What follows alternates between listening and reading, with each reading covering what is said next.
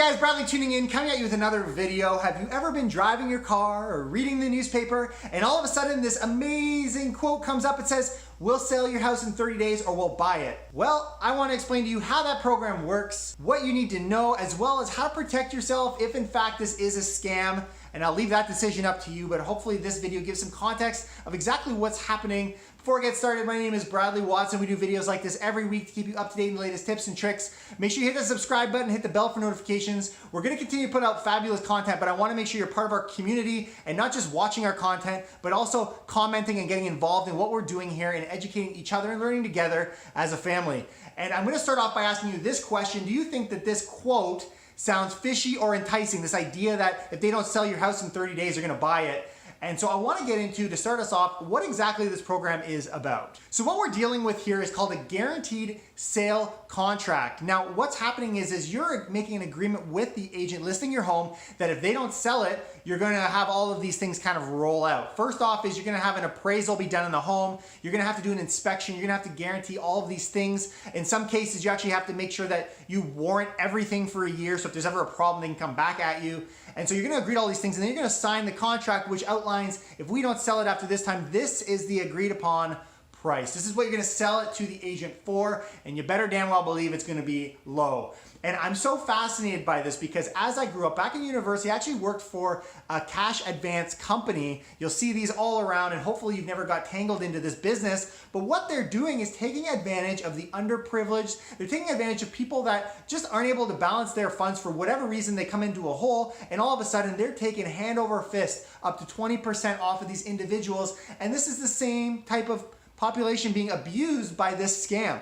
And so I don't want, and this is particularly why I don't want to get involved in this type of agreement. As much as there's incentive for the agent, I just don't see it being ethically right. I feel like we're taking advantage of the legality of the system because ultimately it is a contract, and if you agree to sell your house under value, you have that right, and I have the ability to take it from you. But I don't think that's the way we want to go. Recognize, guys, there's no such thing as a free lunch. What they're essentially saying in this agreement is if I can't sell your home, I'm gonna get this deal on the property.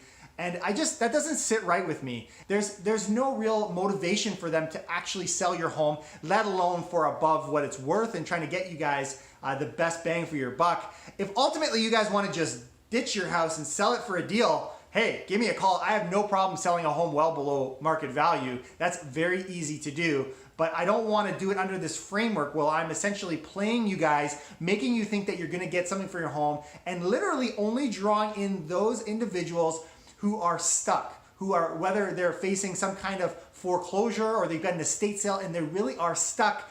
These are the people that would be enticed by this because at the end of the day, they just want to sell their home.